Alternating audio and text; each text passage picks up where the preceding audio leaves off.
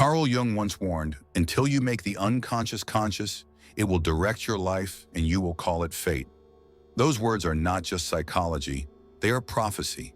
They are the map to why so many men live small, restless lives, never knowing that what rules them is not fate, but their own untamed energy. This force is older than civilization. It is the silent architect of empires, the spark behind art, war, love, and invention.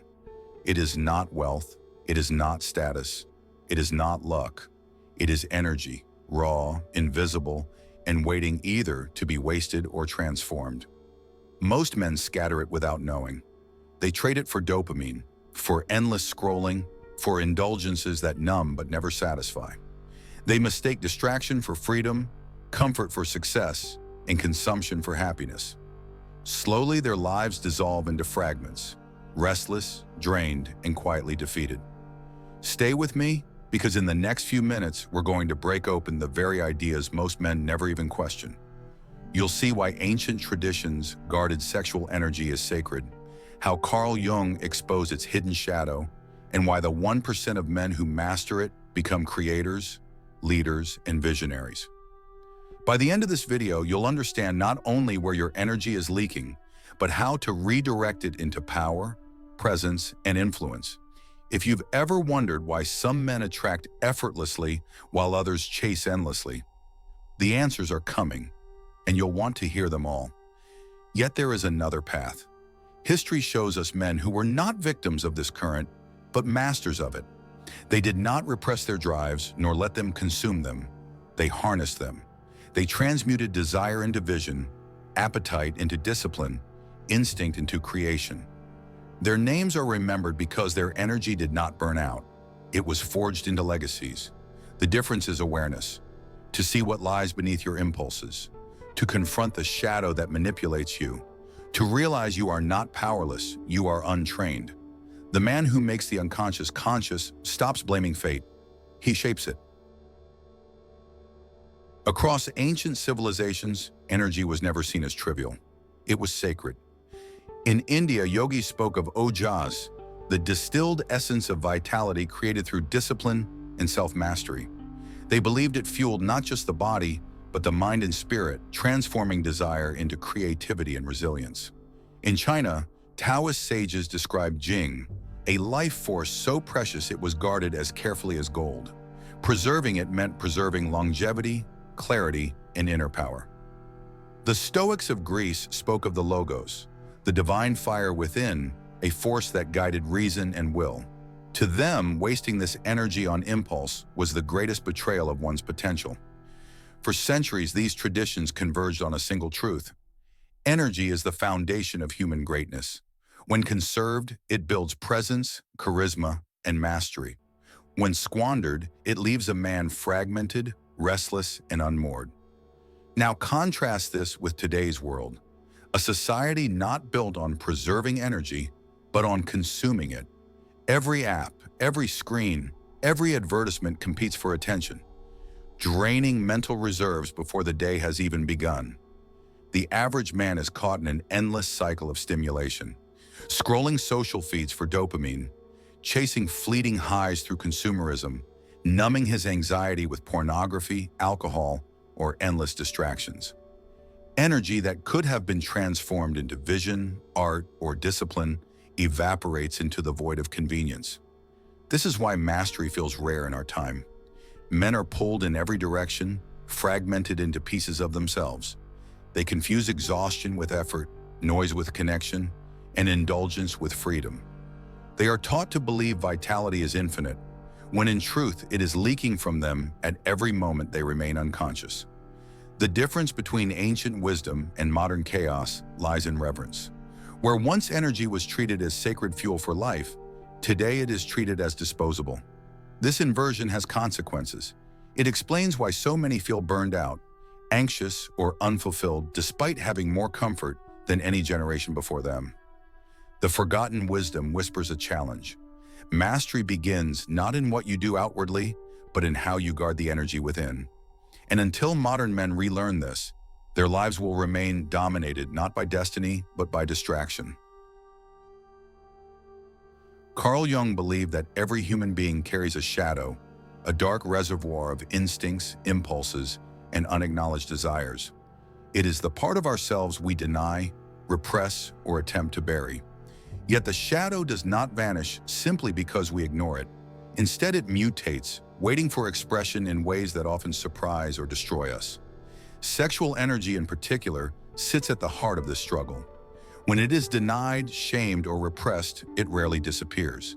Instead, it leaks out through compulsion, through addiction, obsession, aggression, or hollow pursuits of power. Men who cannot face their shadow become enslaved by it, often unaware of how it quietly dictates their lives. The scandals that ruin public figures, the destructive addictions of artists, and the hidden violence of leaders, all are reminders of what happens when the unconscious seizes control. Yet the same energy, when integrated rather than repressed, transforms into something extraordinary. Jung argued that the shadow, once acknowledged, becomes a wellspring of creativity, vitality, and presence. It is not a matter of denying the primal force, but of transmuting it, shaping it into art, vision, or influence. This is why history remembers some men not for their indulgence, but for their ability to channel desire into enduring legacies. Consider great creators who turned their restless drives into works of genius. Nikola Tesla, who practiced abstinence, claimed his discipline gave him clarity and focus to revolutionize electricity. Leonardo da Vinci, endlessly curious and restrained, transformed raw energy into artistic and scientific breakthroughs. Even modern examples, athletes, entrepreneurs, and spiritual leaders, demonstrate how sublimated desire becomes presence, charisma, and mastery. These individuals did not escape the shadow. They befriended it, understood it, and redirected it. The key distinction is this: repression chains a man to his impulses, while transmutation liberates him. Energy itself is neutral. It is neither good nor evil. It waits for direction, like water taking the shape of the vessel it is poured into. Those who fear their shadow leak energy into destructive patterns. Those who confront it turn that same force into brilliance. Jung's warning still echoes today. Until you make the unconscious conscious, it will direct your life and you will call it fate. Mastery, then, is not a game of denial. It is a game of integration. The question is not whether you carry the shadow. The question is whether you will be ruled by it or whether you will rule through it. The greatest men in history shared a secret that was rarely spoken aloud. Napoleon Hill, after studying hundreds of influential figures for his book, Think and Grow Rich, concluded that nearly all of them practiced a form of sexual transmutation. He wrote that the men who built empires, forged nations, and created art that outlived them were men who had learned to redirect their most primal force, the energy of desire rather than being squandered on fleeting pleasures, was converted into fuel for vision, discipline, and creation. Carl Jung saw the same principle at work in the psyche. He believed that instincts were not meant to be denied, nor mindlessly indulged, but sublimated, transformed into higher forms of expression. The raw drive for sex, status, or validation could be reshaped into philosophy, art, and innovation. What determined the outcome was not the strength of the energy itself, but the vessel of the man who carried it. Picture two paths. On the first, a man spends his nights in endless pursuit, scrolling, consuming, chasing, indulging. His energy burns brightly for moments, then fizzles, leaving behind exhaustion, emptiness, and regret. He wakes each day weaker than before, trapped in the same cycle. On the second path, another man withholds that same energy, guards it, and forges it into purpose.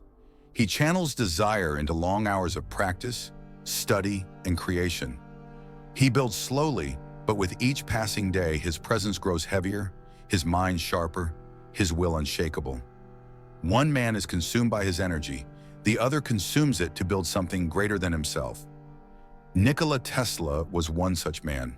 He openly credited his lifelong celibacy as the reason for his unmatched concentration and capacity to innovate.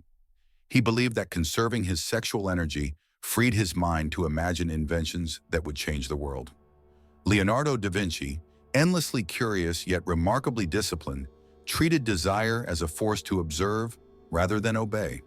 Instead of scattering his energy, he transmuted it into masterpieces that merged science, art, and philosophy. Mahatma Gandhi, too, practiced brahmacharya, not as repression, but as a means of purifying his will. His restraint gave him the moral and psychological strength to lead a movement that shook an empire. What unites these men is not denial of desire, but mastery over it.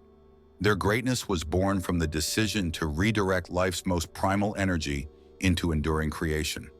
Jung described this as the essence of individuation, the process of forging a unified self from the chaos of unconscious drives. To master energy is to master destiny itself. The lesson is stark. Pleasure offers moments, but mastery offers legacies. Every man holds within him the same raw force. The question is whether it will be wasted on distractions or transmuted into something that reshapes the world. Attraction has always been misunderstood. We are told it comes down to looks, money, or social status. Yet none of these explain the strange phenomenon of walking into a room and feeling every head turn toward one man without anyone knowing why. Carl Jung suggested that synchronicity, the alignment of inner energy with external reality, creates meaningful coincidences that feel almost magnetic. When a man learns to master his energy, his very presence shifts the environment around him. Women are not consciously evaluating concepts like discipline or retention. What they sense is the aura such mastery creates. Modern neuroscience explains this through mirror neurons, which allow us to subconsciously detect the emotional states of others. A man who radiates calm, self-assurance transmits that state into the nervous systems of those around him. His presence is not demanding, but gravitational. Without saying a word, he influences the room. Contrast this with the man who begs for attention, sending desperate texts or seeking constant validation. His energy feels scattered, needy, and heavy. Instead of pulling others in, it pushes them away. It is not rejection of him as a person. It is rejection of the energy he carries. Every interaction, every glance, every subtle cue communicates far more than words ever could. Jung would argue that this is not coincidence, but a deep synchrony between psyche and world. When a man is centered, when his instincts are integrated rather than fragmented, his external life begins to reflect it. Doors open. Opportunities emerge. Relationships form effortlessly. Energy alignment, in Jung's language, creates patterns of meaning that ripple through reality. Think of the man deeply absorbed in his craft. He is not chasing attention, yet it arrives. He is not searching for love, yet women are drawn to him. His focus on purpose makes him magnetic, because energy flows where attention goes. The opposite is equally true. The man consumed by chasing approval repels the very things he longs for, as though life itself resists his scattered energy. Attraction, then, is not a game of tricks or appearances. It is the natural byproduct of energy mastery. Women may not articulate it in these terms, but they feel it. The unspoken aura of a man who does not seek completion from others, because he is already whole within himself. Every great truth carries within it a shadow. The discovery of energy mastery is no exception. For some men, learning about practices like semen retention or discipline focus becomes a trap rather than a liberation. Instead of deepening their presence, they inflate their egos. They believe they have unlocked a secret that makes them superior, more worthy, more powerful than others. But what appears to be strength quickly reveals itself as fragility. Carl Jung warned that the unintegrated shadow eventually consumes those who deny it. Repression without purpose festers.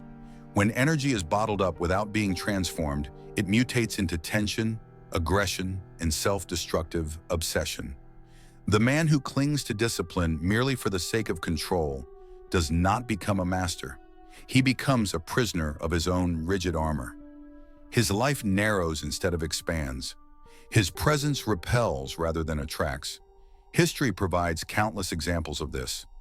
Leaders who began with vision devolved into tyrants, obsessed not with creation, but with domination. Public figures who preached restraint eventually collapsed into scandal, undone by the very impulses they tried to deny. Their downfall was not caused by energy itself, but by their failure to direct it towards something higher. The truth is simple, yet easily forgotten. Retention without purpose is just stagnation. Discipline without meaning is just tension. Mastery cannot be achieved through control alone. It requires transmutation, redirecting the raw force of desire into creation, growth, and service beyond the self. This is the line that separates the rare few from the deluded many. The 1% of men do not merely hold back their energy, they channel it. They do not hide from their shadow, they integrate it. They do not seek superiority. They seek mastery over themselves so that their energy may serve a purpose greater than ego. Anything less is an illusion of power, fragile and destined to collapse. Walk through any city today and you'll see the same story unfold. Eyes glued to glowing screens, fingers scrolling endlessly, people half present in conversations, their attention hijacked by a constant stream of notifications. Modern men are trapped in dopamine loops, short bursts of pleasure with no lasting depth. Dating apps promise intimacy but deliver emptiness. Social media offers validation but breeds anxiety. Consumer culture whispers that happiness lies in the next purchase, the next click, the next like. The result is exhaustion, disconnection, and a quiet despair. Carl Jung warned that unconscious compulsions would rule a man's life until he brought them into awareness. In our world of overstimulation, most men are not directing their energy at all. They are bleeding it into countless distractions, unaware of how fragmented they've become. Energy that could have been forged into mastery is instead scattered into pixels and impulses. Yet within this chaos, anomalies stand out. A man who conserves his energy does not need to announce it. He radiates it. His calmness in a frantic room feels magnetic. His ability to listen deeply feels rare in a world addicted to noise. While others seek constant escape, he creates gravity. He seems grounded, present, and alive. This difference is not mystical. It is the visible effect of energy retained and redirected. History is filled with examples of such figures. Gandhi, with no army or wealth, commanded movements through the sheer force of disciplined presence. Nikola Tesla, eccentric and misunderstood, funneled his inner energy into visions that shaped modern technology. Even today, you can see echoes of this in creators, thinkers, and leaders who appear unshaken amidst the storm. Their presence is their power, and presence is nothing more than energy disciplined toward purpose. This is why the rare few feel wealthy without flaunting riches. Their wealth is not measured in money, but in the reservoir of energy they guard and the direction they give it. True wealth is vitality, focus, and the ability to shape one's life instead of being shaped by fleeting urges. In a society of burnout and chaos, the man who conserves and channels energy shines like fire against a backdrop of shadows. Mastery is not a trick. It is not a technique to win admiration, nor a strategy to play games with appearances. It is about energy, the raw substance of life that every man is given, yet few ever learn to direct. Jung understood this truth. He saw that beneath the surface of our desires lies a deeper power, the ability to turn instinct into vision, drive into creation, and chaos into order. The rarest men, perhaps 1 in 100, do not squander their force in fleeting pleasures or endless distractions. They channel it. They treat energy as sacred, shaping it into art, invention, leadership, or presence that alters the lives of others. These men become gravitational fields. People orbit around them not because of wealth or looks, but because of the undeniable aura they project. Women do not chase the man himself. They chase the energy he embodies, the vitality he refuses to waste. So the question turns to you. Where are you leaking your energy? Into hours of scrolling, into hollow validation, into habits that weaken your spirit? Or are you forging it into something higher, something that demands patience, discipline, and vision? The truth is not hidden. Your life already reveals the answer. Imagine what would happen if you stopped scattering yourself, if you drew back your attention from noise and redirected it like a laser. What could you build? Who could you become? The same force that enslaves most men is the force that liberates the few who master it. Jung's wisdom echoes through time.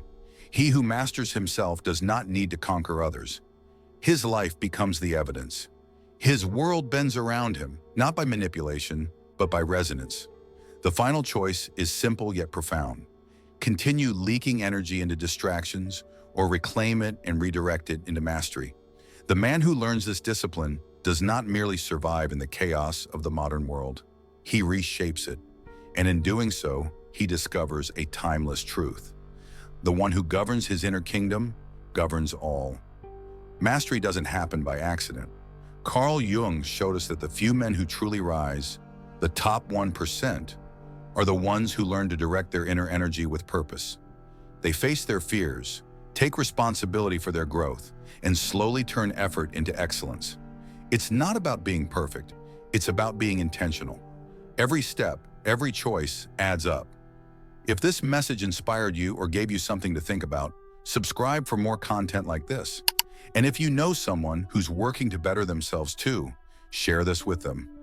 Growth is a journey, but you don't have to walk it alone.